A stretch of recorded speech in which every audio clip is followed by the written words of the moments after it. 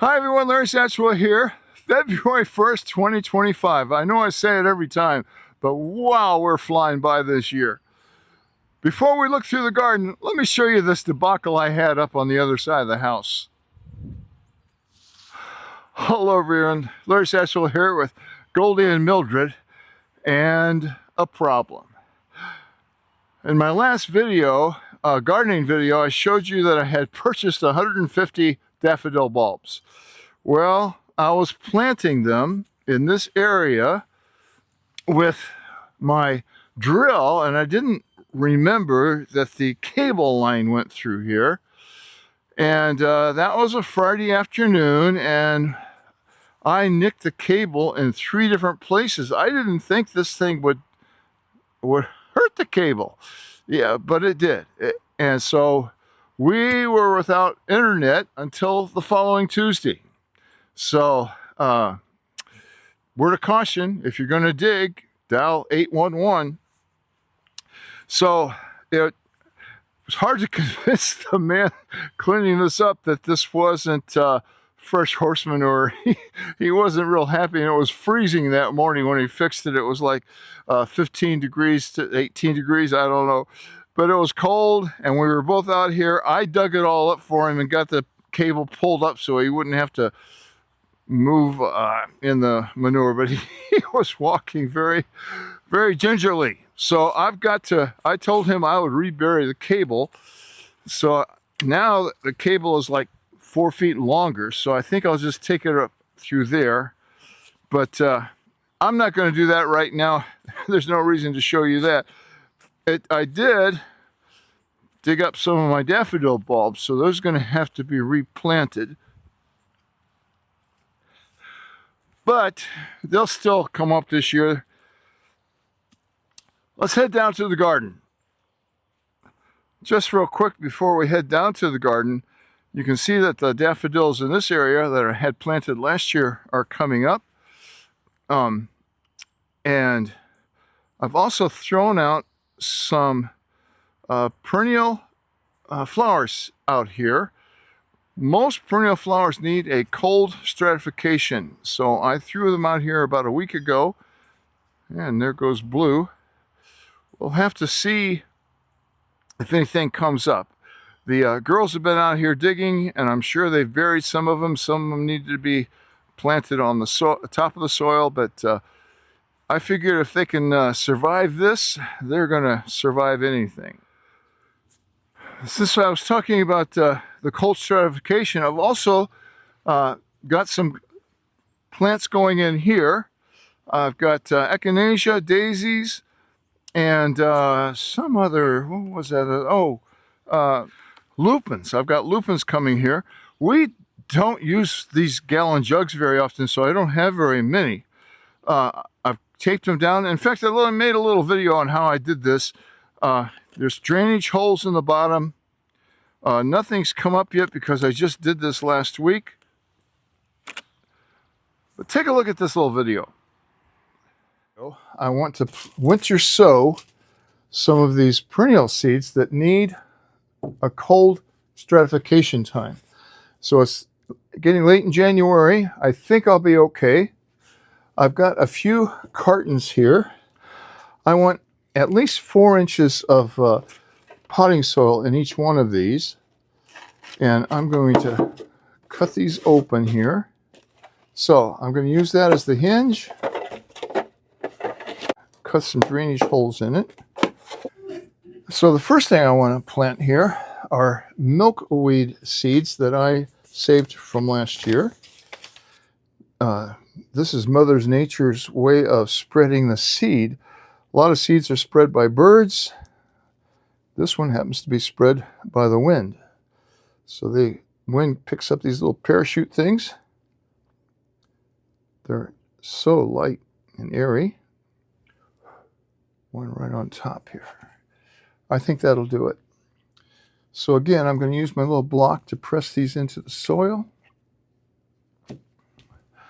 I'm going to mark these internally.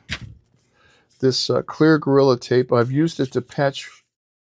I will be using this to tape this shut. You can do other things like little bread wrapper wires in there, duct tape.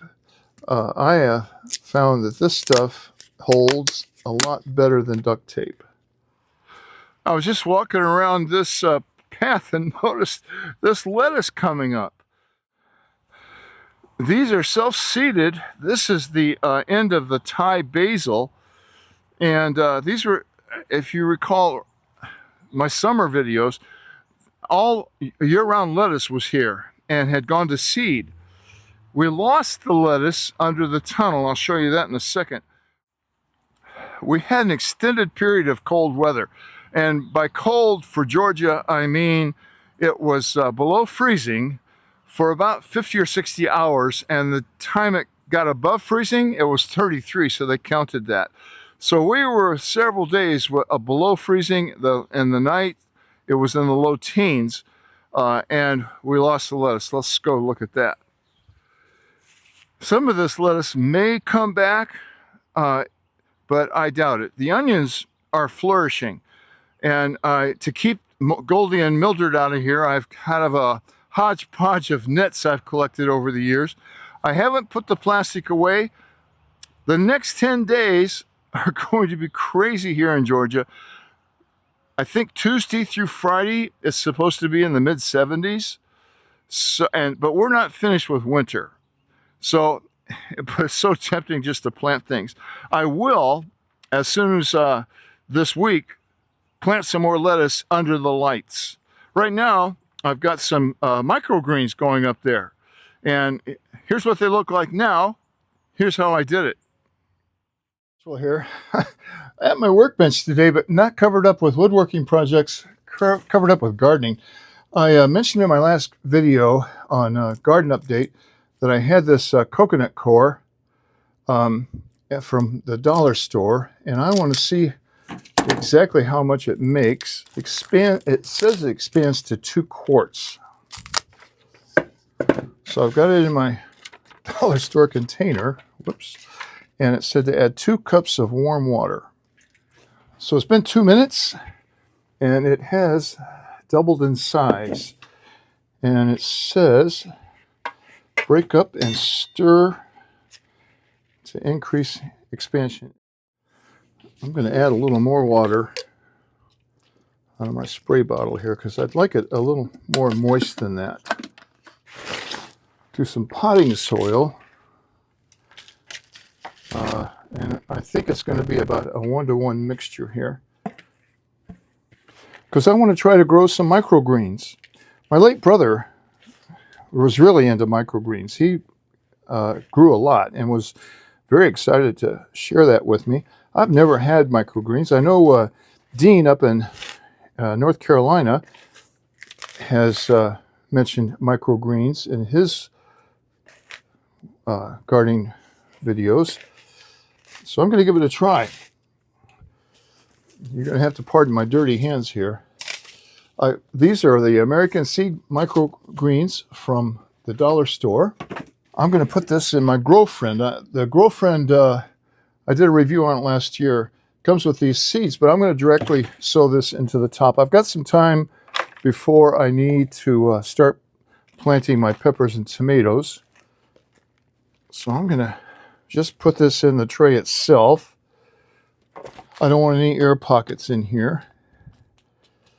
If a root starts to grow and hits that air pocket, it will die. Oh, these seeds are tiny.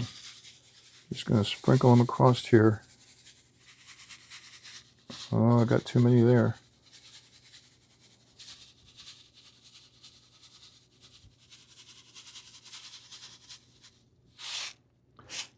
I did not use very many of them. I've got plenty to do another harvest if this thing works. So now 1/8 of an inch deep. All right, I distributed that pretty evenly across there, I think. Again, I'll just press it down.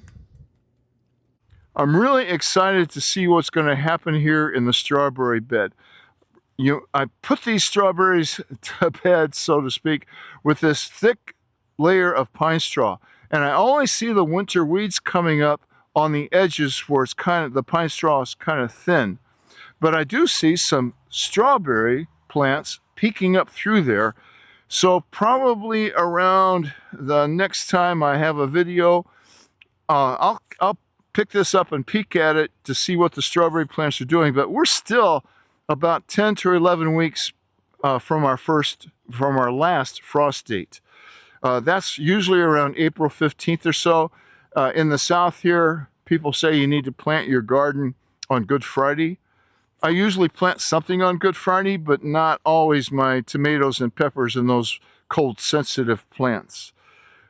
But these strawberry plants, they will take some frost, but I don't want to encourage the winter weeds, and I certainly don't want to encourage mildew and goldie to get in here. Let's look at what I call the naked perennial garden right now. So a quick overview here. You can see it's a lot of bare ground. Almost all of the daffodils are popping through. I'm really liking the little mini walls I've built up here. Got more daffodils in here. Those 150, I probably put 25 or 30 up in the upper house, part of the house, and the rest of them are kind of randomly put out here. The flags you see represent a couple different things. These represent echinacea, white echinacea. These are the mystery lilies that I brought home from my mom's house when she passed away. I'd like to get those in one clump. So I'll probably take advantage of one of those 75-degree days next week and dig those up and transplant them. They haven't popped through yet. That's a good thing. All the other daffodils have, and not all, but most. I really don't know what's in here. I thought there were more daffodils in this area.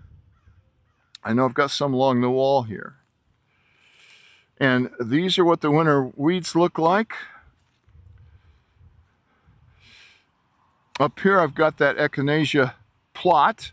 A lot of red, purples, and soon to be whites up there.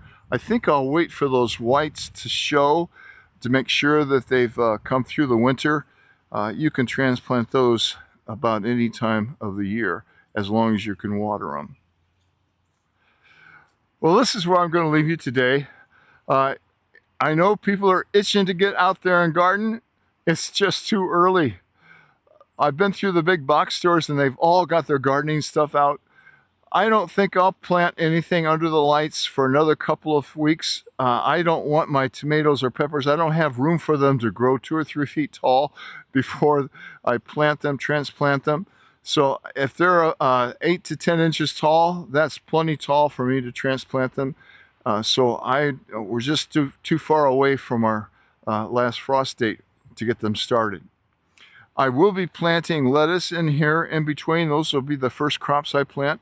And I'll probably get my peas started in the next couple of weeks too, because I'm going to put those over on the bed over there. Also want to get that brick wall, the final brick wall over here by the raspberries. And I'll probably start on that on these nice days. But we're not finished with winter. The big box stores are going to have those tomato plants out within the next 2 or 3 weeks. Don't buy them unless you have a greenhouse. Thanks for watching. Please hit that subscribe button if you like this kind of content and come back often. I do these on the 1st and the 15th of every month. And here we are, February 1st, 2025.